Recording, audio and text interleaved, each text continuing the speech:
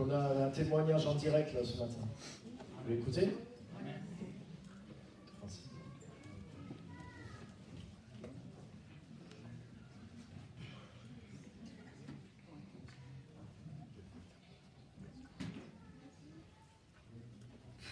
Alléluia. Dieu est bon. Dieu est vraiment bon. Le 4 avril, je suis allée à la poste, j'ai retiré les sous pour payer le loyer. Il y avait 470 €. Je mets ça dans mon sac. Après, j'ai oublié. Je ne savais même plus que j'avais perdu l'argent. J'ai une dame qui m'a marqué. Je suis allée la chercher. Elle m'a dit, Dieu va protéger tes finances. Je dis, c'est longtemps ça tous les jours, donc du coup, je ne vais pas prendre. J'ai pas pris acte. Donc du coup, cette semaine-là, lundi, j'ai commencé à chercher l'enveloppe pour payer le loyer. Je ne trouve pas. Bon, peut-être j'ai mis ça quelque part. Quand je reviendrai, je chercherai. Et mardi, je vais travailler. Je rentre à 11h30 à la maison. Il y a une dame de la poste qui m'a dit, c'est vous, Madame Atingo? Oui. Vous avez perdu une enveloppe. Je dis non, je n'ai pas perdu une enveloppe. Ça y est chez moi. Il dit, mais non, vous avez perdu l'enveloppe. Est-ce qu'il y a mon nom dessus? Est-ce qu'il y a les papiers dessus? Ou non, il y a un RIB et le reçu. Je dis, mais ça ne peut pas être moi. Donc, du coup, il dit, non, venez quand même. Je lui ai demandé de vous fermer à quelle heure? Il m'a dit, à 12h30. Venez amener votre pièce d'identité. J'arrive là-bas, je présente, elle me montre l'enveloppe, elle dit, oui, c'est ça. Et je sors mes RIB quand j'ai l'habitude de retirer, je prends le RIB et je mets l'argent dessus et le ticket de caisse avec. Donc quand il m'a montré ça, j'ai dit oui, et puis j'ai sorti ma pièce d'identité, il a dit oui, c'est ça. J'ai dit, mais cette dame-là n'avait pas besoin d'argent. C'est vraiment, je n'arrivais pas, j'avais perdu mes mots.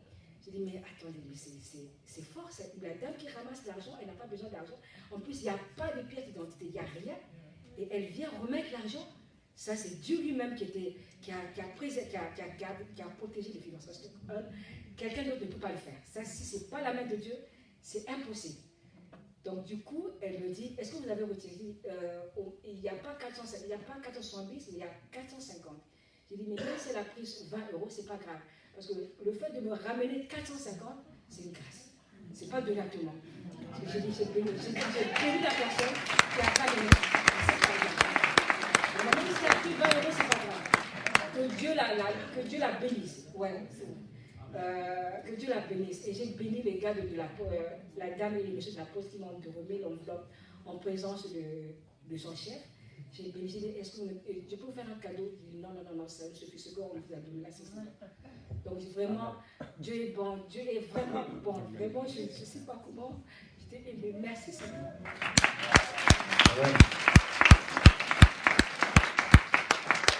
Sauf que cette enveloppe, elle était dans la rue devant l'église. Que c'est quelqu'un de l'église qui l'a trouvée.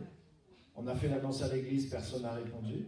Donc elle a été à la poste et c'est comme ça que tu as retrouvé ton argent. Donc elle n'a pas pris 20 €. Donc il n'y avait que 450 € dans l'enveloppe. Donc Dieu a protégé ton argent déjà parce qu'il était dans la rue. Mais de deux, c'est pas forcément 100% des gens qui sont sortis de ce lieu qui auraient fait ça. J'aimerais pouvoir le dire.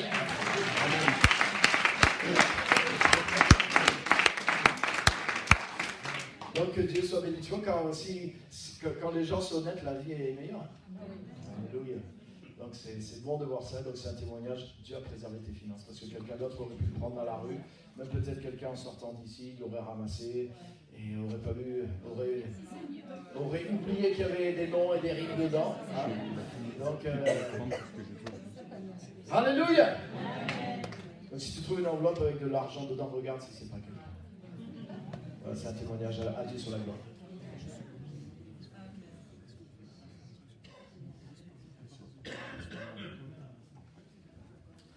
Alléluia. Donc avant de rentrer dans le message, je voudrais vous parler de l'événement qu'on va avoir ici dans ce lieu la semaine prochaine. Donc vous savez qu'on arrive à Pâques, hein, on est dans la période de Pâques, donc il va y avoir le week-end de Pâques. Et on a déjà fait ça plusieurs fois. et on va le refaire dimanche prochain. Donc dimanche prochain, le culte sera différent. Donc on a ce qu'on appelle le pop event, donc c'est pas un événement de pop music. Pop, c'est porte ouverte de Pâques. Donc l'idée, c'est que l'Église ouvre les portes à tout le monde, en grand, et on rend le culte encore plus accessible à tout le monde. Et on va annoncer le message de Pâques, mais avec la musique, avec les chants, avec les danses, avec tout le groupe de créativité qu'on a à l'Église, et tous les, enfin peut-être pas tous, mais en tout cas le groupe et les talents qui sont là, qui y travaillent. Donc ils ont bossé, on a un spectacle qui est prêt pour parler de la Pâques, pour parler de l'amour de Dieu pour chaque personne. Donc on a édité aussi des flyers, et donc maintenant le travail de chacun de nous, voilà, c'est distribuer et d'inviter des gens, des amis. Donc invitez-les, c'est dimanche prochain pendant le culte.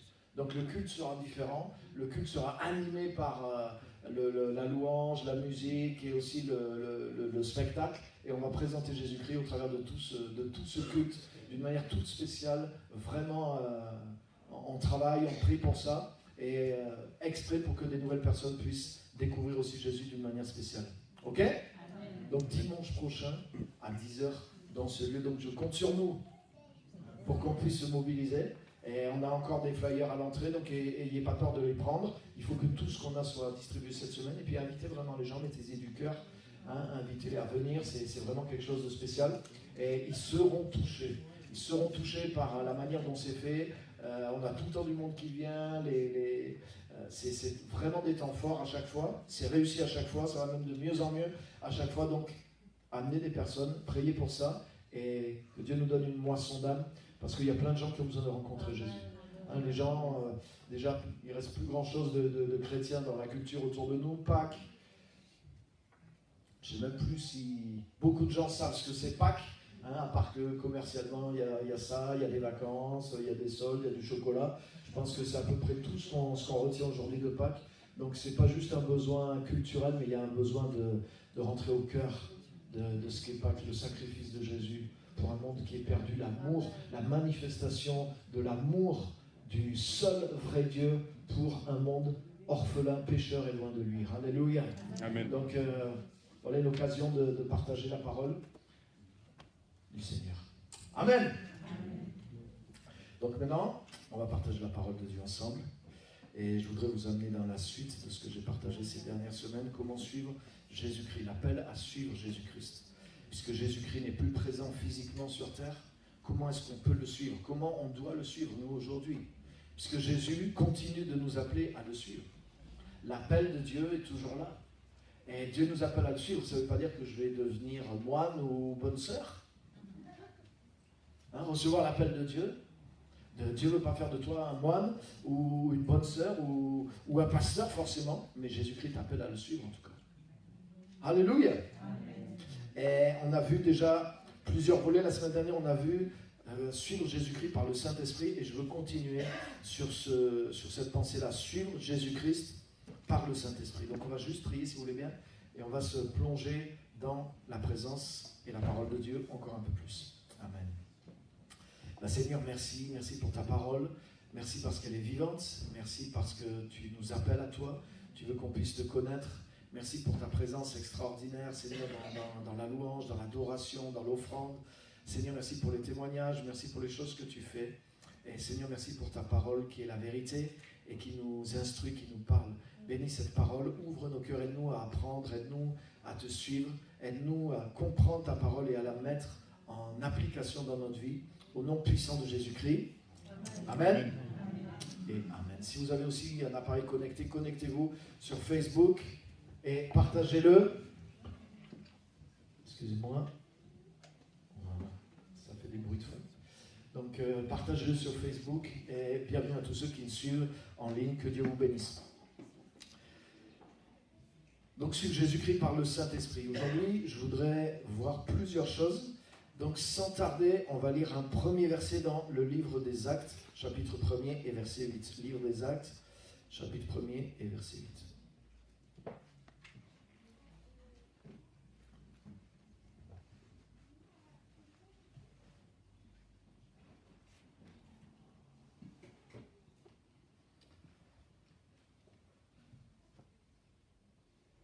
Pour rappeler la dernière fois, ce qu'on a vu, c'est que le Saint-Esprit est une personne. On avait vu avant que Jésus ressuscité a commencé à se présenter sous la forme d'une autre personne à ses disciples et qu'il les avait préparés à son départ et qu'ils allaient après le suivre. Il les avait enseignés sur le fait que après sa résurrection et son ascension, ils allaient le suivre mais qu'il ne serait plus sous une forme physique. Il a dit, une autre personne, un autre moi-même va venir et c'est lui que vous devrez suivre. Et on a vu, le Saint-Esprit est une personne. Et le Saint-Esprit n'est pas juste une force, le Saint-Esprit est une personne. Donc Acte 8 dit ceci. Mais, donc là Jésus était encore avec ses disciples, c'était les derniers moments de Jésus avec ses disciples avant l'ascension. Et il leur dit, mais vous recevrez une puissance lorsque le Saint-Esprit viendra sur vous. Et vous serez mes témoins à Jérusalem, dans toute la Judée, dans la Samarie et jusqu'aux extrémités de la terre. Après avoir dit cela, il s'éleva dans les airs pendant qu'ils le regardaient et une nuée le cacha à leurs yeux. Donc il les a vraiment conduits. Si vous regardez, on voit comment Jésus a pris soin de ses disciples. Il savait que c'était difficile pour eux de comprendre et difficile pour eux de transitionner. Donc non seulement Jésus, à tous les derniers moments de la vie de Jésus, si vous regardez bien, même quand il a pris le dernier repas avec ses disciples, Jésus a passé tous les derniers jours qu'avec ses disciples. Jésus n'était pas avec les foules, Jésus s'est concentré pour rester qu'avec eux. Parce qu'il savait que c'était dur pour eux de comprendre comment les choses allaient être, comment ils allaient passer de ses mains à lui, entre les mains du Saint-Esprit. Et il les a enseignés, ensuite ressuscités, il s'est manifesté à eux. On a vu ça l'autre fois de façon différente de ce qu'ils avaient eu l'habitude de comprendre, non seulement pour qu'ils voient qu'il était ressuscité, mais pour qu'ils comprennent ce qui était en train de se passer avec le Saint-Esprit. Et là encore, avant d'envoyer le Saint-Esprit, il leur redit encore une dernière fois, voilà ce qui va se passer, vous allez recevoir le Saint-Esprit, donc attendez, ne bougez pas, attendez jusqu'à ce que la puissance du Saint-Esprit vienne sur vous. Et puis il a disparu. Regardez encore avec moi dans Luc, chapitre 24, à partir du verset 46.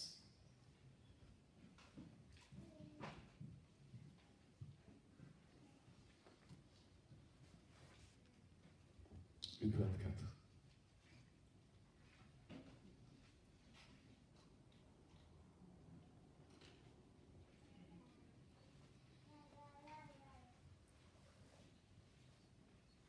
Luc 24, 46. Là aussi, c'est dans les dernières recommandations de Jésus à ses disciples. Et il leur dit, ainsi il est écrit, et il fallait que cela arrive, que le Messie souffrirait et qu'il ressusciterait le troisième jour, et que la repentance et le pardon des péchés seraient prêchés en son nom à toutes les nations, à commencer par Jérusalem. Vous êtes témoins de ces choses. Et voici que j'enverrai sur vous ce que mon Père a promis. Quant à vous, restez dans la ville de Jérusalem jusqu'à ce que vous soyez revêtus de la puissance d'en haut. Donc, dans le premier verset qu'on a lu, Jésus dit à ses disciples, il leur dit, vous recevrez, déjà j'aime bien cette traduction, il dit, vous recevrez de la puissance quand le Saint-Esprit viendra sur vous. Donc c'est pas que vous recevrez une puissance, le Saint-Esprit. Le Saint-Esprit est une qui a de la puissance. Donc vous recevrez de la puissance, vous aurez une faculté, une capacité, une force quand la personne du Saint-Esprit viendra sur vous et restera avec vous. Alléluia. Déjà, c'est deux choses différentes, que le Saint-Esprit vienne sur toi et que le Saint-Esprit reste sur toi.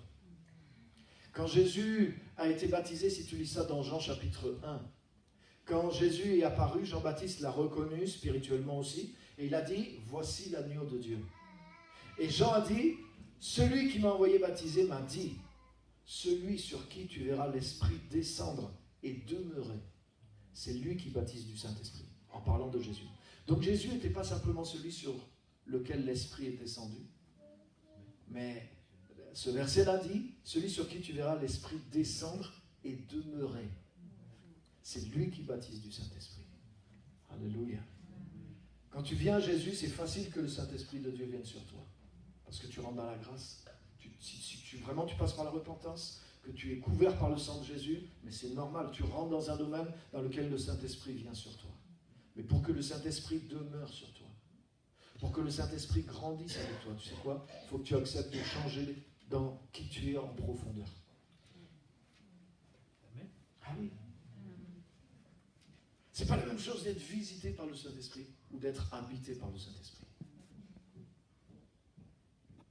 Dans l'Ancien Testament même, le roi Saül qui avait connu le Saint-Esprit, alors qu'il était déchu, il s'est retrouvé au milieu même de prophètes qui avaient l'onction, et quand il s'est retrouvé au milieu d'eux, il a été saisi même la toute première fois. Ça lui arrivait, lui il n'avait rien en lui, mais quand il s'est retrouvé au milieu de gens qui avaient le Saint-Esprit, il a été touché par la présence du Saint-Esprit. Donc il a été visité par le Saint-Esprit, mais le Saint-Esprit ne demeurait pas en lui. David, homme selon le cœur de Dieu. Le jour où le prophète Samuel a versé l'huile sur lui, il n'est pas tombé, il n'a pas prophétisé, il n'a pas crié, il n'a pas transpiré, il ne s'est pas mis tout nu, parce que Saül s'est mis tout nu, lui, quand il a été sous l'onction du Saint-Esprit. C'était bizarre quand même comme manifestation. Donc les gens, des fois, ils attribuent tout au Saint-Esprit, mais des fois, c'est la réaction charnelle de quelqu'un au Saint-Esprit. Quand le prophète Samuel est venu et qu'il a oint David, je suis sûr qu'il y avait plus d'onction que quand les fils des prophètes se promenaient en chantant et que Saül les a rencontrés. Bon, en tout cas, tu m'aurais dit, quelle onction tu préfères? J'aurais choisi Samuel. Et en plus, ce n'était pas juste comme ça. Il lui a prophétisé qu'il allait être le roi d'Israël. Donc il y avait une vraie onction, une vraie parole prophétique. C'était un moment de destinée pour David. Et il a versé une fiole d'huile entière. Dieu l'avait dit en plus à Samuel, il ne faisait pas ça comme ça. Dieu lui a dit, remplis ta fiole d'huile et va oindre celui que j'ai choisi pour nouveau roi d'Israël. 1 Samuel 16. Et il est dit que lorsque Samuel a oint David et qu'il a prophétisé sur lui, il est dit, l'Esprit de l'Éternel s'empara de David à partir de ce jour et dans la suite.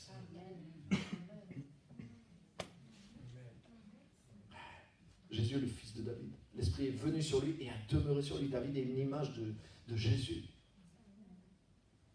Mais David était un homme selon le cœur de Dieu.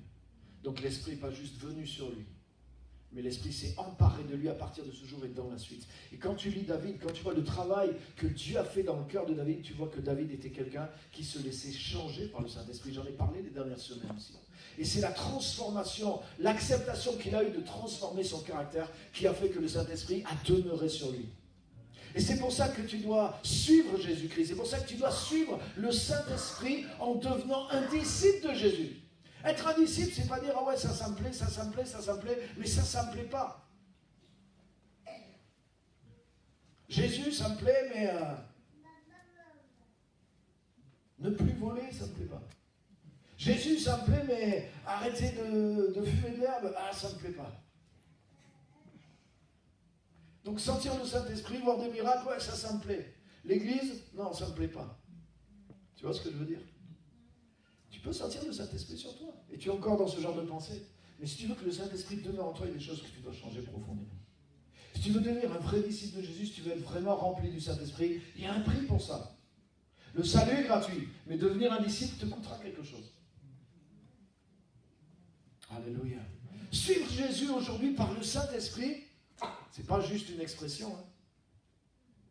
Et c'est pas juste avoir la visitation du Saint-Esprit sur soi. C'est réellement s'attacher à sa présence, à sa personne, à son enseignement et vouloir être vraiment transformé par lui pour que ce que j'ai pu expérimenter comme une visite, mais je veux que ça demeure en moi.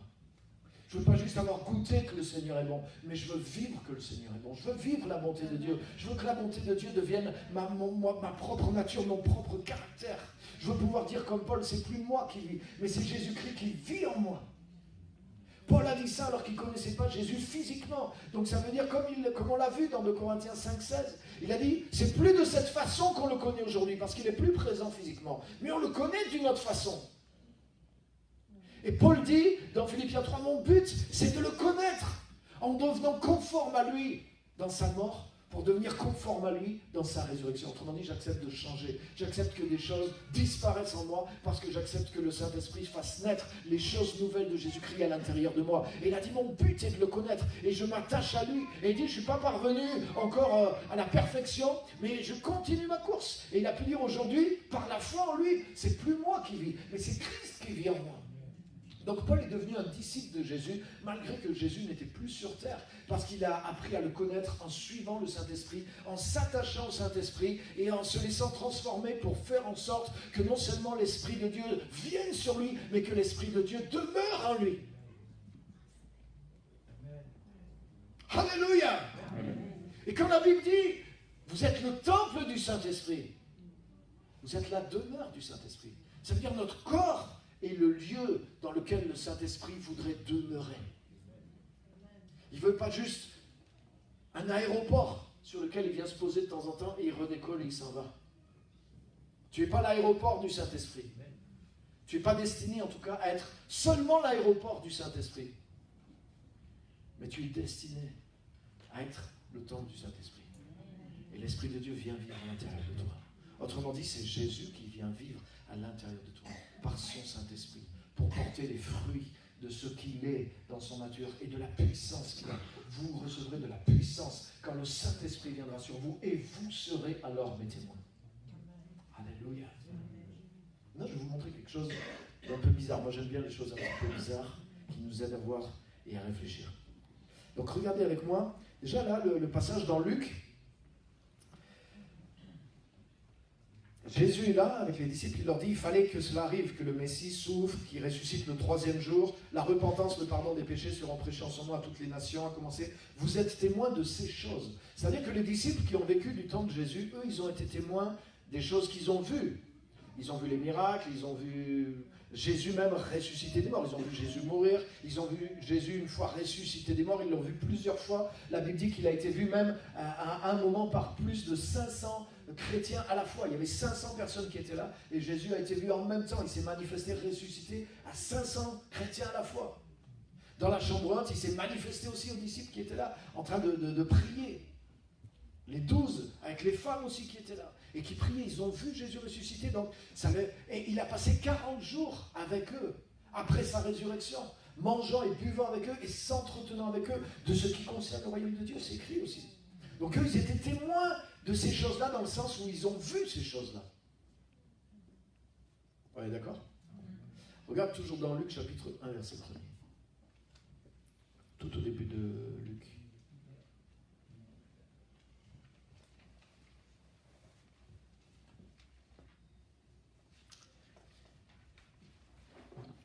Luc, méthode scientifique, il raconte comment il a écrit son livre.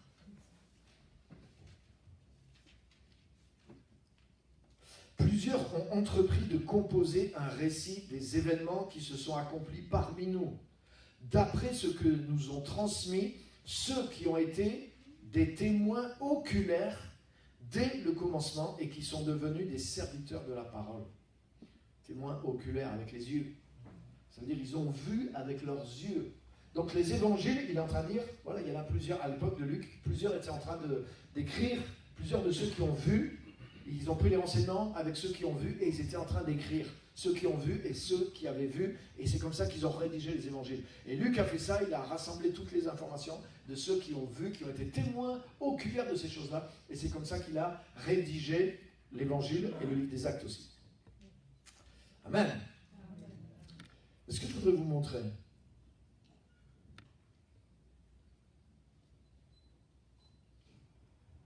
c'est que le premier texte qu'on a lu est différent. Jésus a dit, dans le premier texte qu'on a lu, Acte 1:8, Jésus a dit, vous recevrez de la puissance quand le Saint-Esprit viendra sur vous, et vous serez mes témoins. Mais ils étaient déjà témoins, les 12. Témoins oculaires.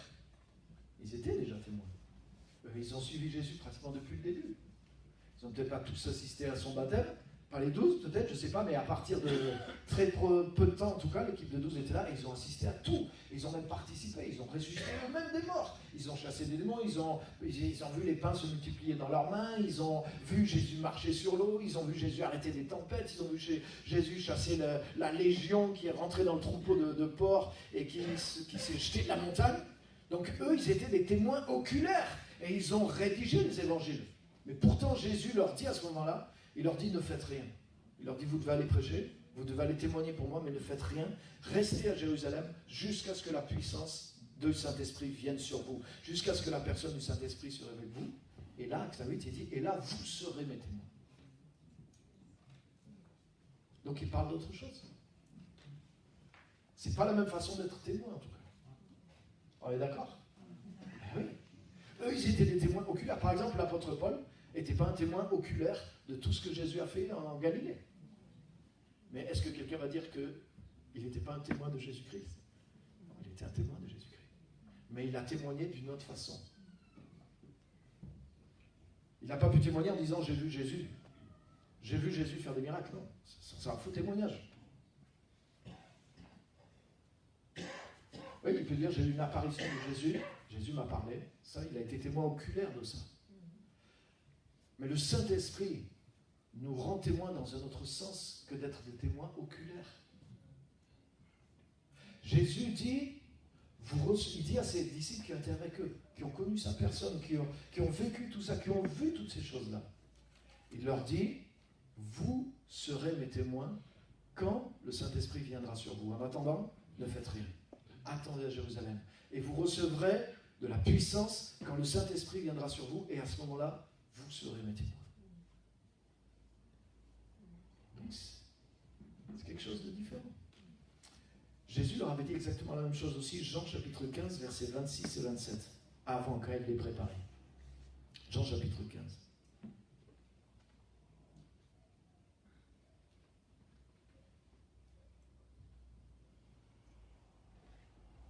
Verset 26.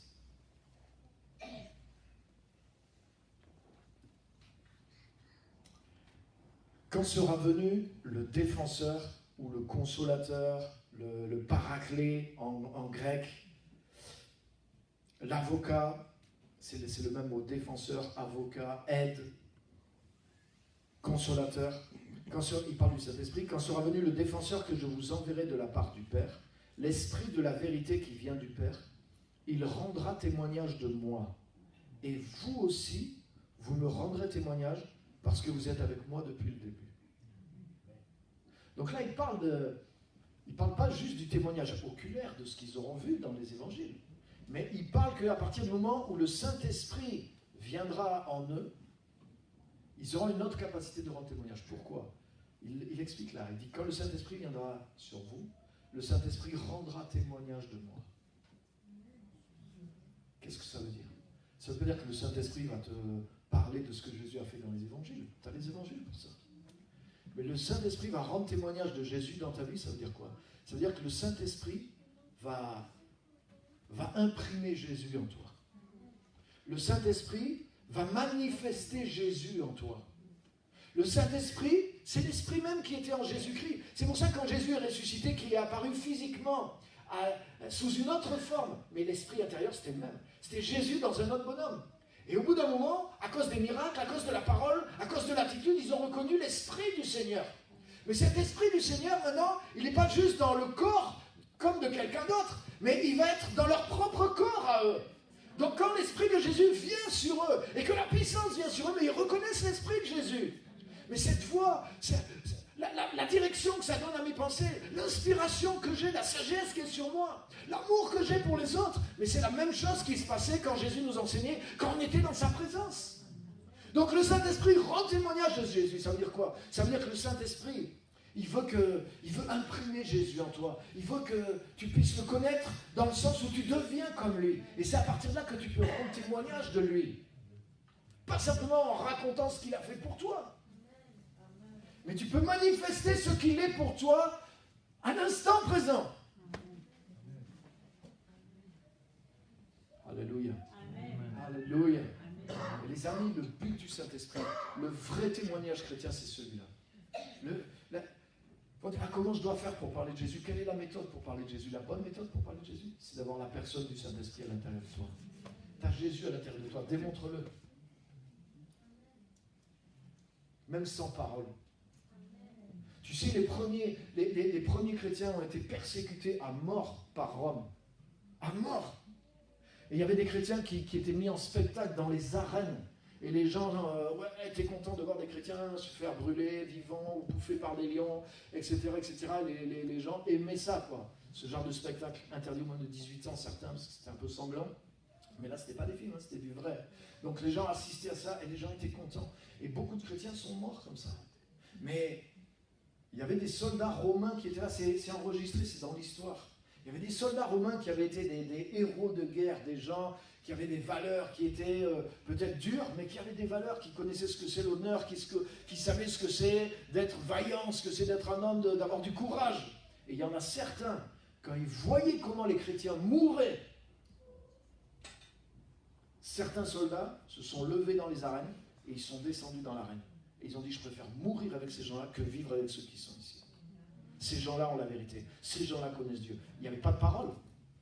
Chrétiens dans l'arène, mais ils n'étaient pas non plus en train de se lamenter. Pas tous en tout cas. Il y en a qui sont morts d'une telle manière. Mais lisez les histoires des premiers chrétiens. Lisez les histoires des premiers chrétiens. La manière dont ils sont morts, certains.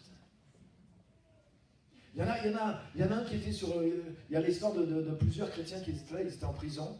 Et ils s'étaient motivés entre eux pour savoir comment ça allait se passer. Il a dit, si c'est toi qui meurs en premier ou si c'est moi qui meurs en premier, voilà comment on va faire. Et ils devaient être brûlés vifs sur le bûcher. Et ils avaient convenu en eux, ils lui ont dit, écoute, au moment où tu vas être brûlé, au moment où tu vas mourir, si vraiment tu vois Dieu, si tu sais que c'est la victoire, tu lèveras les mains tu lèves tes mains en haut. Et comme ça nous encouragera, nous les autres, parce que nous, c'est notre tour, on vient juste derrière, quoi. Le gars était sur le bûcher, hein, il le brûlait, et le gars, pendant qu'il était brûlé, il levait ses mains en haut, quoi. Parce qu'il voyait Dieu, il était dans la victoire, il savait qu'il allait au ciel, et il mourait dans la gloire, il mourait même certains dans la joie. Il y en a certains qui mouraient avec un rayonnement extraordinaire. Alléluia. Il y a une des femmes qui est devenue célèbre, une femme chrétienne qui était en prison, et qui était enceinte de 9 mois, et elle allait être condamnée. Et pendant qu'elle était en prison, elle a accouché toute seule dans la prison. C'est historique, c'est enregistré dans l'histoire. Et pendant qu'elle accouchait dans la prison, c'était pas facile, hein, donc elle a poussé des cris de douleur, c'était difficile. Et le soldat qui est venu là, au lieu de l'aider, il l'a méprisé, quoi. Il a dit, ah, tu gémis comme ça aujourd'hui, mais qu'est-ce que ça va être demain quand on va te jeter au fort alors? Merci pour ton encouragement, frère. Et tu sais qu'est-ce qu'elle a répondu? Elle a dit, aujourd'hui, je souffre ce que j'ai à souffrir. Mais demain, un autre sera en moi. Et il m'aidera à souffrir ce que j'ai à souffrir. Amen.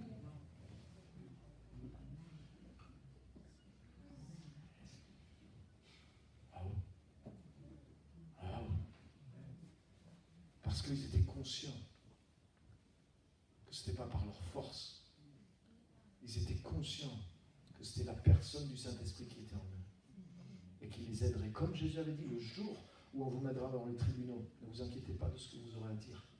Le Saint-Esprit qui est en vous parlera au travers de vous. Il vous donnera la sagesse. Je vous donnerai une sagesse, une bouche à laquelle tous vos adversaires ne pourront pas résister. Donc le témoignage, c'est justement, c'est ne pas remplir de ta bouche de ce que tu dois dire. Tu vois, nous, on finit par faire l'inverse des fois de ce qu'il faut faire. Le vrai témoignage, c'est te remplir de la personne qui a toute la sagesse et qui va manifester Jésus. Parler de ce que Jésus a fait pour toi, c'est bien. Mais manifester Jésus qui vit en toi dans le moment présent, c'est mieux. La manière dont Jésus est mort, le centurion romain qui était là, un chef romain qui était là quand il a vu Jésus mourir, les sacrificateurs qui avaient les prophéties. Jésus est mort à Pâques. Il est dit, normalement, pendant la fête de la Pâque, un agneau devait être immolé entre les 2 soirs. Pendant que Jésus est mort, le soir est venu en plein milieu de la journée. Et la prophétie s'est accomplie. Normalement, il devait y avoir un agneau et il devait y avoir des sacrificateurs. Il y avait des sacrificateurs, des pharisiens qui étaient là, au pied de la croix. Et ils voyaient l'agneau immolé. Toute la prophétie de Pâques était en train de s'accomplir sous leurs yeux. Mais ils ont méprisé Jésus. Ah, si tu es le Fils de Dieu, descends de la croix et sauve-toi. Et nous, on croira en toi. Et ils rigolaient, ils se moquaient de lui. Mais le centurion romain, quand il a vu comment Jésus est mort, quand il a entendu les dernières paroles de Jésus, il a dit, voyant comment Jésus était mort, il dit, assurément cet homme est Fils de Dieu. Il a cru. Il n'a pas entendu prêcher, il n'a pas vu Jésus ressusciter un mort, il a juste vu la manière dont quelqu'un qui avait l'Esprit de Dieu est mort. Alléluia! Amen. L'Esprit de Dieu fait de nous des témoins, les amis, tu sais en faisant quoi? Pas pour que juste tu racontes ce que Jésus a fait pour toi, mais il fait de toi un témoin en intégrant à l'intérieur de toi la personne de Jésus. Le Saint-Esprit rendra témoignage de moi, et alors à ce moment-là, vous aussi, vous me rendrez témoignage. Le Saint-Esprit manifeste Jésus à l'intérieur de toi. C'est pour ça que toi-même, tu ne te reconnais pas. Quand tu expérimentes Jésus, mais tu te rends compte que tu as des réactions qui ont changé.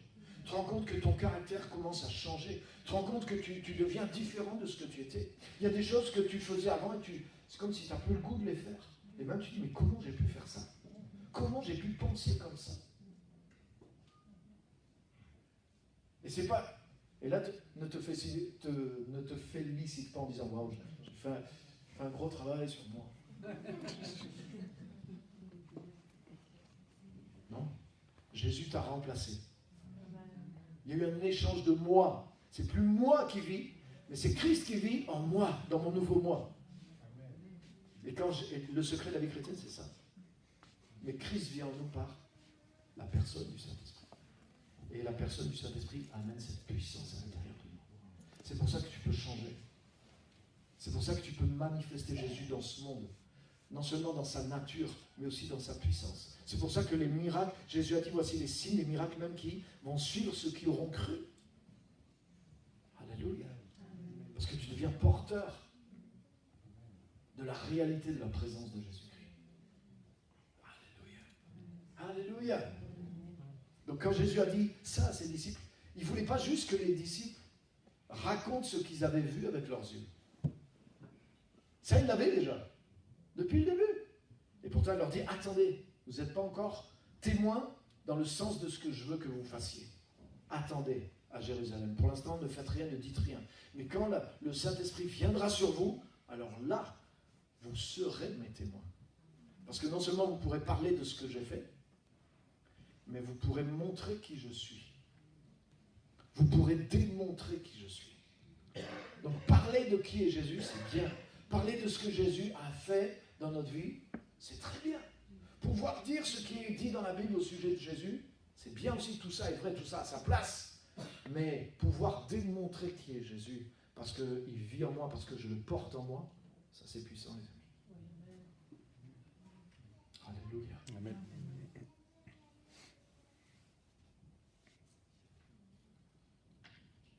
Il y a quelque chose qui se passe, qui est plus que des mots. Quand l'apôtre, par exemple, Jésus a emprunté la barque de Pierre, vous connaissez l'histoire, et il a prêché. Je ne sais pas si Pierre s'est endormi, il avait travaillé toute la nuit, mais il ne s'est pas converti. Il n'a rien dit, il ne s'est rien passé, il n'a rien manifesté. Jésus dit maintenant, viens, prête-moi encore ton bateau, on retourne en pleine mer pour pêcher. Mais Seigneur, on a travaillé toute la nuit, lui il avait envie de rentrer chez lui, je pense. Seigneur, on a travaillé toute la nuit, mais bon, sur ta parole, on y va. Et je jetterai le filet. Mais quand il a vu le miracle de Jésus, quand il a vu les poissons, il a dit, Seigneur, retire-toi de moi. Je suis un homme pécheur. Autrement dit, il a vu spirituellement que la nature de Jésus qui était dans le bateau et lui-même, c'était deux choses différentes. Pourquoi? Il y a eu le miracle, mais pas seulement. Hein. Il y a des gens, ils voient des miracles, ils disent merci Seigneur, ils prennent le miracle, ils font de l'argent avec, hein. Sans problème. Mais lui, il a été affecté par la nature de Dieu qui était à l'intérieur d'un homme de chair et de sang comme lui pourtant. Pourquoi? Parce que cet homme, Jésus, était rempli du Saint-Esprit.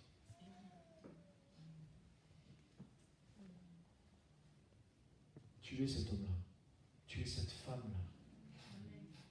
Jésus t'appelle à suivre le Saint-Esprit, à le suivre pour le Saint-Esprit, pour que tu sois un témoin. Tu es un témoin à l'instant T. Pas juste en racontant, ah ouais, viens dans mon église, Dieu agit là-bas. Non, non, non. Le but, les amis, le but de Jésus, c'est nous les meilleurs tracts de Jésus, c'est nous-mêmes. Là où nous sommes. Normalement, il suffit aux gens d'être en contact avec nous pour qu'ils soient contaminés. Est-ce que c'est possible de jeter du sel dans la nourriture sans que la nourriture soit salée? Même froide. Si la nourriture est chaude, peut-être le sel fond plus vite, j'imagine, techniquement. Mais même si c'est froid, tu mets du sel, ta nourriture est salée. Vrai ou faux? Est-ce que c'est possible d'allumer les lumières ici et que je sois encore dans l'ombre? Est-ce que c'est possible? C'est pas possible. Par contre, tu peux me parler du sel, tu peux me raconter tout ce que tu sais sur le sel sans que ça me sale. Tu peux me démontrer tout ce que tu as vécu grâce à la lumière qui est chez toi et à tes éclairages et que tu as fait des UV, et que c'est grâce à ça que tu as son bronzage. Je ne suis pas obligé de te croire. Et tu peux me parler pendant des UV pendant 2 heures, je ne vais pas bronzer d'un millimètre. Vrai ou faux? Du soleil, il va se passer quelque chose sur moi. Donc, parler, c'est bien. Mais manifester la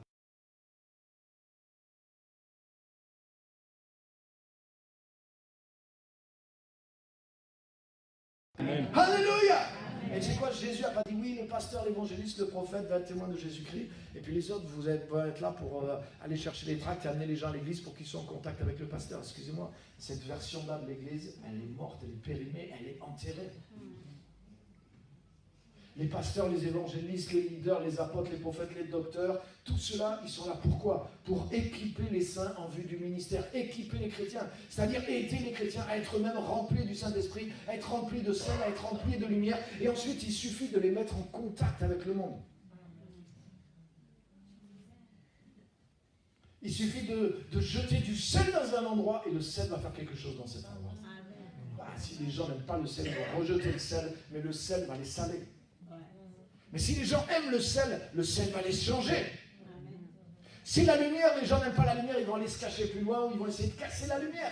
Mais la lumière va les éclairer.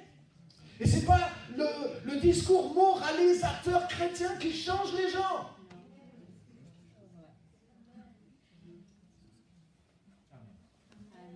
Des fois, les chrétiens, excuse-moi, les chrétiens religieux, ils voient des non-chrétiens qui ne se comportent pas comme des chrétiens. Mais c'est normal, ils ne sont pas chrétiens. Et ils commencent à les sermonner parce qu'ils ne sont pas comme des chrétiens. Ils pensent que ça s'appelle évangéliser. Ça s'appelle faire la morale et faire fuir les gens. Ça s'appelle être un juge, un pharisien, mais ça ne s'appelle pas être un témoin de Jésus-Christ, mon ami. Jésus était l'ami des pécheurs. Les pécheurs se sentaient bien dans la présence de Jésus. Pourtant, ils changeaient. Mais les pécheurs se sentaient mal dans la présence des pharisiens. Il y a une femme connue pour ses péchés, elle est rentrée chez un pharisien. Tu sais pourquoi elle est rentrée chez un pharisien? Parce que Jésus était là. Et il n'a pas été pleurer au pied du pharisien pour lui essuyer ses pieds avec ses larmes et avec ses cheveux. Elle a été pleurer au pied de Jésus. Et Simon le pharisien, tu sais qu'est-ce qu'il pensait? Si cet homme était vraiment un vrai prophète, il saurait de quelle espèce. Et cette femme qui le touche. Donc déjà, femme, ça fait déjà des années qu'il l'avait jugée parce qu'il la connaissait. Mais en plus, maintenant, il est en train de juger Jésus. Des fois, excusez-moi, mais l'homme religieux devient le pire, le champion des juges. Quelqu'un dit, dans l'humanité, il y a toutes sortes de choses mauvaises qui ont existé. Mais la pire de toutes, c'est l'homme religieux. Et c'est vrai. Donc si tu es dans... Repens-toi, mon frère. Être témoin de Jésus-Christ, c'est pas faire la morale aux autres, c'est pas vouloir sanctifier des non-chrétiens à tes normes extérieures à toi. Mais c'est leur manifester Jésus. C'est les saler pour que le goût du sel que tu vas mettre sur eux les bouleverse à un tel point que quand ils sont en dehors de ta présence, le goût qui est sur eux, la lumière qui est sur eux, les amène à briser leur cœur et à dire: je veux connaître ce Jésus, je veux connaître la source de ce sel, de cette lumière, et je veux commencer une marche avec lui. S'il marche avec Jésus, Jésus va s'occuper de les transformer. C'est pas ton job. Alléluia! Amen. Alléluia! Amen.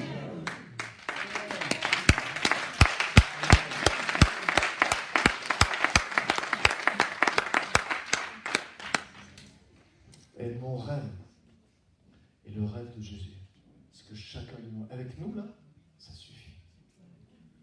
Vous savez comment Samson a réussi à s'en prendre à tous les Philistins? Il a attrapé 50 renards. Il les a attrapés comme ça, il a fait des gerbes avec. C'est un costaud, hein. Il a pris les queues des renards. Je ne sais pas s'il a dû mettre un peu d'essence dessus ou d'huile. Et il a allumé les 50 renards et il les a jetés dans les blés des Philistins. déclaration de guerre le lendemain. Les Philistins, qui a fait ça? Eux, ils se sont dit, il y a une troupe entière qui a brûlé toutes nos récoltes. C'était un seul Samson. Mais c'est-à-dire quoi? C'est que le feu du Saint-Esprit, la personne de Jésus, soit allumée dans chacun de nous et qu'on soit lancé dans les champs de l'adversaire et qu'on fasse la moisson, les amis. Alléluia. Qu'on amène ce feu et que les gens qui soient à notre contact prennent feu. Alléluia. Amen. Alléluia. Amen. Un chrétien, c'est un pyromane. Dangereux. Si tu restes dans ma présence, mais je vais te contaminer. Si tu acceptes de rester trop longtemps avec moi, tu vas être contaminé. L'apôtre Paul, on l'a mis en prison, on l'a ligoté plusieurs fois pour le retenir. Mais lui, il en appelait aux tribunaux, il en appelait à César, il en appelait aux grands. Alors du coup, il était obligé de comparaître, il comparaissait devant le gouverneur, etc. Défends-toi, Paul. Et il commence à parler de Jésus, il commence à manifester Jésus d'une telle manière. Au bout d'un moment, le gars, il s'est dit, hey, oh. Attends, au tribunal, là. Il dit, si ça continue comme ça, tu vas me persuader de devenir chrétien. Il était en train de se rendre compte qu'il y avait une puissance, quoi, qui sortait. Les soldats qui gardaient Paul, ils se convertissaient. Le serviteur d'un des amis de Paul, Onésime, qui était un serviteur, et qui allait en prison pour rendre des services à Paul, au bout d'un moment, il s'est converti. Il est devenu chrétien. Et Paul lui a dit, tu ne peux pas le laisser avec moi, carrément, parce que maintenant, ce n'est pas simplement un serviteur, il est devenu un fils spirituel. Donc s'il te plaît, libère-le et laisse-le avec moi, parce qu'on est en train de faire un bon travail tous les deux. Alléluia. Ça fait que Paul était contagieux. Même s'il était enchaîné, il a dit, je suis enchaîné, mais la parole de Dieu n'est pas liée. Priez pour moi, afin que quand j'ouvre la bouche, il me soit donné de l'annoncer comme je le dois, avec la présence, avec la puissance, avec la manifestation du Saint-Esprit. Alléluia. Tu es cet homme-là. Tu es ce renard. Et le Saint-Esprit en toi, c'est pas juste pour t'exciter pendant un moment dans le culte, quoi. Et dire, j'ai bien tremblé, super, je prends une douche. Et on reviendra la semaine prochaine. Non. Saint-Esprit est une personne. Tu es l'hôte d'une personne, qui est le Saint-Esprit, qui a une puissance. Et si tu sais conformer ton cœur à cette personne, elle va te transformer. Pas juste que tu sois visité, mais pour que tu sois habité, dépositaire, représentant, ambassadeur continuel de la personne de Jésus-Christ.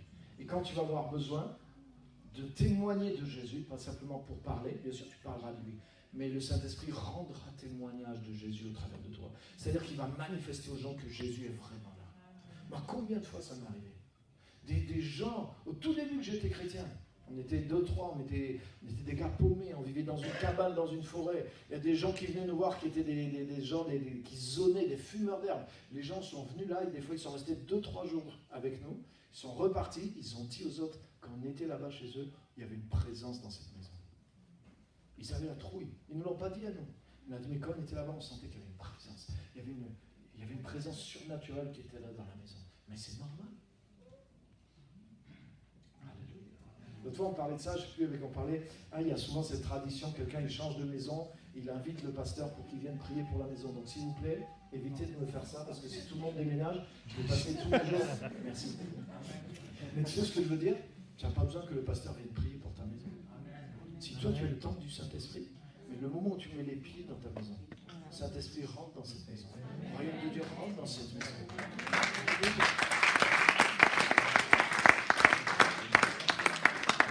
C'est vrai aussi quand tu vas vers la maison de quelqu'un. Quand tu y vas, quand Jésus a envoyé ses disciples, il disait quand vous entrez dans une maison, dites que la paix soit sur vous. Autrement dit, commencez à manifester. Jésus ne leur a pas dit qu'est-ce qu'il fallait dire. Tu regardes Luc 10, comment Jésus a formé ses disciples pour les envoyer. Il ne leur a rien dit de dire, mais il leur a dit de faire. Il leur dit arrivez, amenez la paix dans cette maison. S'il y a des malades, guérissez les malades. S'il y a des morts, ressuscitez les morts. Et dites-leur, le royaume de Dieu s'est approché de vous. Autrement dit, au niveau du message, il ne leur a pas donné beaucoup de détails. Mais en fait, il les initie à dire, à comprendre et à avoir foi dans le fait qu'ils étaient porteurs par l'Esprit. Ils étaient porteurs du royaume de Dieu. Ils étaient porteurs d'une présence de Dieu qui avait de la puissance. Et ils devaient commencer à croire ça. et à le manifester. Autrement dit, il leur apprenait plus à manifester le royaume de Dieu, à manifester Dieu, sa présence, plutôt que à savoir de quel concept on va parler. Alléluia. Amen. Donc c'est pas mauvais de savoir des choses et de parler, j'ai pas de problème avec ça. Mais il faut qu'il y ait de la puissance derrière les paroles.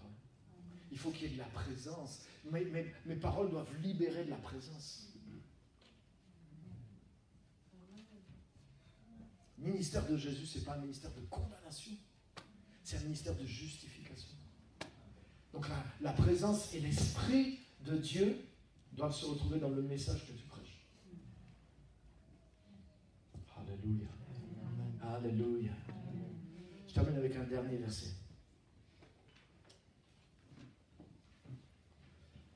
Romains 8, 29.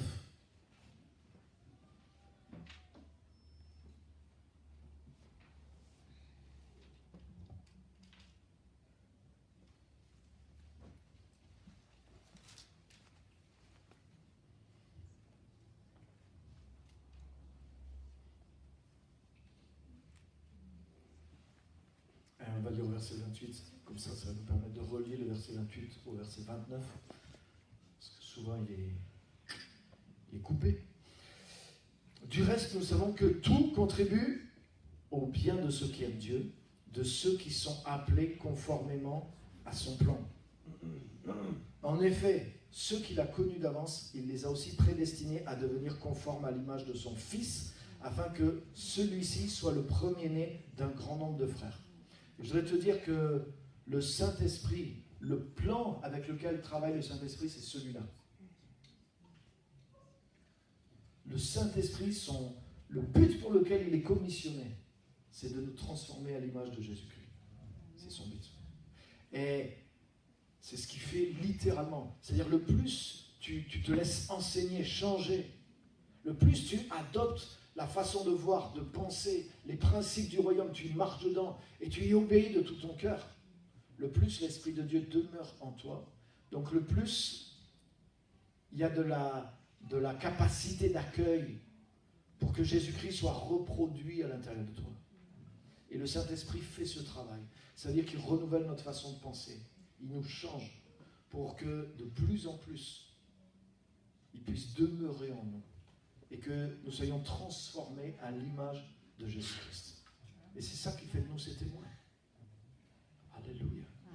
Pour ça que des fois, certains chrétiens se font tuer. Parce que si c'est juste tes paroles, on peut brûler tes livres, on peut couper ta langue, on peut t'enfermer. Mais quand tu es vraiment transformé à l'image de Jésus-Christ, on est obligé de se débarrasser de toi pour nier la vérité. Parce que comment je peux dire que Jésus n'existe pas alors que Jésus est manifestement présent et agissant au travers de cette personne? Quand ils ont tué Étienne, qu'est-ce qu'ils ont fait? Il est dit, ils se sont bouchés les oreilles. Et ils se seraient bouchés les yeux s'ils ne voulaient pas juste lancer les pierres sur lui pour le tuer. Parce qu'autrement dit, ils ont dit non, ce gars-là, nous, en le voyant, on est obligé de voir Jésus. Il est dit quand ils l'ont fait paraître devant le tribunal, il est dit son visage était comme celui d'un ange. Donc ils voyaient Dieu sur lui, ils voyaient la nature de Dieu sur lui. Et du coup, ils ont dit, ça leur rappelait quoi? Que quelques jours avant, ils avaient crucifié Jésus. Et qu'il fallait qu'ils se repentent, qu'ils étaient dans le tort. Et ils ne voulaient pas ça. Ils ne voulaient pas laisser cette bonne... Donc, ils ont crié, ils ne voulaient plus l'entendre. Ils ont crié pour que leur cri couvre ce qu'ils leur disaient. Ils ont pris des pierres, ils l'ont lapidé et ils l'ont tué. Parce qu'ils ont dit, au moins, quand on ne verra plus Jésus. Le problème, c'est que... Tu peux tuer des chrétiens, mais tu ne peux pas tuer Jésus ni l'Esprit de Dieu qui est dans les chrétiens. Alléluia. Alléluia. Amen. Donc tu es le temple du Saint-Esprit. Amen. Devenir témoin de Jésus, c'est plus que parler de lui. C'est plus que d'amener les gens à l'église, non. C'est d'amener la présence, l'amour de Dieu autour de toi. Alléluia. Alléluia. Tu connais l'histoire du bon samaritain? C'est une manière de manifester Jésus aussi. Jésus a dit, toi, il fait de même. Le sacrificateur, il a vu le gars par terre, il est passé outre. Mais la Bible dit, tel il est, tel nous sommes dans le monde. Comment c'est possible? Donc tu vois, tu peux être le sacrificateur, tu peux être le lévite, tu peux avoir toute la théorie et faire quelque chose que si tu avais le cœur de Jésus en toi, tu ne pourrais pas ne pas faire aider cet homme-là. Et le Samaritain, il n'a pas parlé de Dieu au gars, mais il lui a sauvé la vie. Donc par son acte, mais il a parlé de Dieu plus que... On n'emmène pas des gens à l'église pour les emmener à l'église, on les emmène à l'église parce que la Bible dit qu'il y aura une fin pour ce monde, on les emmène pour qu'ils soient sauvés, qu'ils connaissent la vérité. Voilà pourquoi on les emmène à l'église. Non mais je suis pas Parce qu'il y contre. aura une fin pour ce monde. Je suis pas contre le fait d'amener déjà à l'église. Hein. C'est moi qui ai créé l'église ici. Je suis pasteur. Je suis pas contre le fait d'amener déjà à l'église. C'est Dieu qui Il n'y a t'a pas de inspiré à souci. créer cette église. Amen. L'église appartient à Dieu. Merci. Le message de Jésus, c'est pas un message moralisateur, c'est un message pour nous sauver. Jésus dit le salaire du péché, c'est la mort. Et si on dit à un pécheur que si tu continues à pécher, tu vas en enfer, c'est pas mauvais, c'est la parole de Dieu. Si moi qui suis un chrétien, je pêche, je vis dans le péché, j'y vais en enfer. Je n'ai pas parlé de ça, hein. je parle pas de ça. Tu as dit que les religieux sont moralisateurs. Exact. Écoute-moi, frère. C'est ça. Écoute-moi, pasteur. Quand tu dis à un pécheur la vérité, ce n'est pas être moralisateur. Mais j'ai pas parlé de ça. J'ai pas dit de dire la vérité, c'est moralisateur. d'accord. J'ai pas dit ça. Mais j'ai dit que l'homme religieux est tout le temps moralisateur. Quand la femme est venue au pied de Jésus, par exemple, il est en train de dire si cet homme savait de quelle espèce est cette femme. Mais si tu dis à une prostituée, si tu te prostitues, continue dans la prostitution, tu vas en enfer. C'est une réalité aussi. Mais tu ne vas pas la sauver comme ça. Je ne vais pas la sauver, mais il y a beaucoup de personnes, il y a un homme qui a dit une fois, il était en prison, et il a entendu un prédicateur lui dire, si tu vis dans le péché, tu vas en enfer. Eh bien cet homme s'est converti dans la prison, parce qu'il a entendu qu'il était dans une mauvaise voie. Il était sur la mauvaise voie qui emmène en enfer. C'est bien pour lui. Oui, il fallait lui dire. Amen. Moi, si cas, personne ne m'avait dit que le péché était mauvais, j'allais continuer dans ma vie de péché. Bien sûr, bien sûr. Oui. Bien sûr. Non, l'évangile, c'est pas dire que le péché est bon, hein, ça c'est sûr, on est d'accord. Mais c'est aimer le pécheur. Sans aimer le pécheur, tu ne peux pas le sauver. Et dire la vérité, c'est pas juger et c'est pas condamner. Les deux sont importants. Alléluia. Il faut l'aimer, il faut lui dire. Exactement. Exactement. Là, je suis d'accord. Amen. Et quand je vais venir écouter tes messages dans ton église, je viendrai dire Amen aussi. Non, Dieu n'a pas établi tout le monde pasteur, frère. Dieu n'a pas établi tout le monde Ok, pasteur. ben Amen. Alors chacun à sa place et Dieu soit avec nous tous. Amen. Amen. On va se lever, on va terminer par la prière. Alléluia. Merci Seigneur. En tout cas, ce que je voudrais ce matin, c'est qu'on réalise que le Saint-Esprit fait de nous des témoins de Jésus, pas simplement dans ce qu'on dit, mais dans ce qu'on doit être. Manifester la nature de Jésus et parler de lui. Vous recevrez la puissance quand le Saint-Esprit viendra sur vous et à partir de là, vous serez mes témoins. Alléluia. Seigneur, je veux être cette personne qui a le feu de ta présence et de ta personne à l'intérieur de moi. Seigneur, je veux être cette personne remplie de Jésus-Christ et du Saint-Esprit. Je veux être capable de manifester, Seigneur, cette grâce, cet amour, cette puissance qui vient de toi. Cette justice qui était en toi, Seigneur, qui sauve, qui bénit, qui guérit. Seigneur, merci pour qui tu es. Merci parce que chacun de nous sommes appelés à être des témoins, à te suivre avec la puissance du Saint-Esprit. Et je te remercie pour ça. Merci pour ta grâce. Aide chacun de nous. Là où on est, aide-nous, Seigneur. Là où nous en sommes aujourd'hui, aide-nous. Mais c'est avec plus de toi qu'on va devenir comme toi. C'est avec plus du Saint-Esprit qu'on va devenir comme toi. Alléluia. Seigneur, je te remercie vraiment. Bénis vraiment l'Église, bénis chaque personne ici pour que chacun soit rempli du Saint-Esprit. Nous, à te connaître, à nous passionner pour toi, pour ta présence, à suivre ta personne, ta présence par le Saint-Esprit et à te connaître. Merci pour qui tu es, merci pour ce que tu fais. À toi la gloire, à toi la louange. Merci pour ta présence dans ce culte. Seigneur, c'est tellement extraordinaire de te connaître, d'être en communion avec toi. Merci Saint-Esprit, sans toi, on ne serait rien. On aurait des méthodes, mais il n'y aurait pas la vie, il n'y aurait pas de réelle puissance, ni de réelle transformation. Nous avons besoin de toi. Nous avons besoin de toi. Viens Saint-Esprit. Viens nous aider, viens nous remplir de toi. Seigneur, nous ne voulons pas être juste des chrétiens avec des méthodes, mais nous voulons être le temple du Saint-Esprit. Nous voulons parler de toi, mais nous ne voulons pas que notre témoignage se réfère au passé. Nous voulons qu'il soit un témoignage vécu en temps réel. Parce que tu vis en nous, tu es en nous avec ta sagesse, ton amour, ta puissance. Merci Seigneur. Remplis-nous de toi. Aide-nous à t'aimer, à te connaître, Saint-Esprit, à avancer avec toi dans le nom puissant de Jésus-Christ. Bénis l'Église, Seigneur. Bénis cette semaine. Bénis l'événement la semaine prochaine. Et que vraiment on ait du fruit aussi. En amenant la parole, en amenant ta présence à de nouvelles personnes. Aide-nous, Seigneur, aussi. Et glorifie-toi. Merci, mon Dieu. Merci parce que tu aimes chaque personne. Tu veux amener chaque personne à la repentance, au salut, à la foi et à la connaissance de la vérité. Utilise-nous, Seigneur, et remplis-nous du Saint-Esprit. Que notre vie soit une démonstration vivante de qui tu es. Que même ceux qui nous voient de loin, nous observent de loin, reconnaissent que tu es parce qu'ils te voient en nous. Au nom puissant de Jésus-Christ. Amen. Amen. Amen.